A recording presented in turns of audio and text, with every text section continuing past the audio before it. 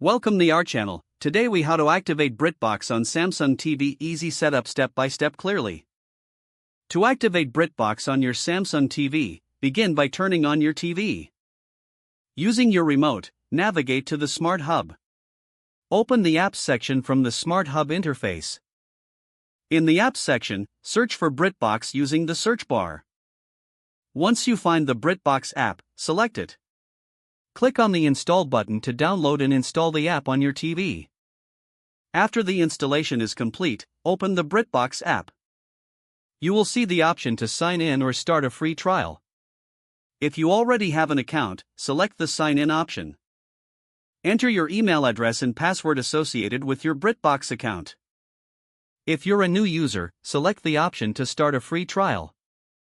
Follow the on-screen prompts to create your account. You may need to provide payment information if starting a trial. Once logged in, you'll have access to the BritBox library. Browse through the available shows and movies. Select any title to start streaming. Enjoy your viewing experience on BritBox. If the page does not load, refresh the browser or try again in a private or incognito window. Make sure you are using the correct email address, then retype it carefully to avoid small typos. If your password is not accepted, use the reset option and create a new strong password you can remember. Check your spam folder for verification or security emails, then complete any requested confirmation steps.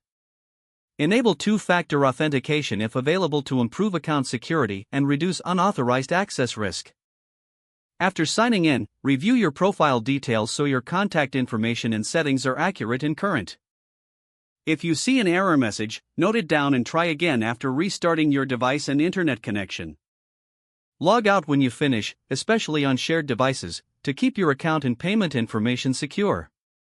If the page does not load, refresh the browser or try again in a private or incognito window. Make sure you are using the correct email address, then retype it carefully to avoid small typos. If your password is not accepted, use the reset option and create a new strong password you can remember. Don't forget to like this video and subscribe to our channel for more step-by-step tech guides.